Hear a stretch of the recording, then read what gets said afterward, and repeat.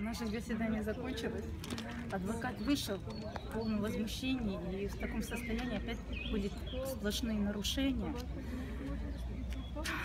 Нас не пустили в зал, и хотя адвокат требовал, чтобы каждого из нас пустили, по закону должны были нас запустить в зал, нам должны были сказать, что заседание закрыто, но нас опять не пустили, хотя адвокат это требовал. В конце заседания должно было, на оглашение нас должны были запустить, опять нас не запустили. Адвокат пытался сказать, сделать им замечания, судья запретила даже вносить в протокол эти замечания.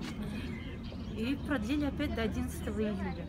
Прокурор ссылается на то, что слушатели могут нарушить там порядок судебного заседания, а также ссылается на нестабильную социально-политическую ситуацию в стране.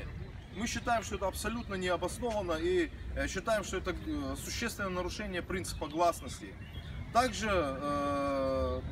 в который раз ни следствие, ни прокуратура не смогла представить каких-либо фактических доказательств того, что Энвер Мамутов, в частности, может там скрыться из Крыма, повлиять как-то на свидетелей, уничтожить доказательства и так далее. Это все происходит из судебного заседания в судебное заседание. И последние судебные заседания следствие уже предоставляет документы и ссылается на то, что Украина признает всех этих ребят политическими заключенными, а значит и по этому основанию их не стоит выпускать из следственного изолятора.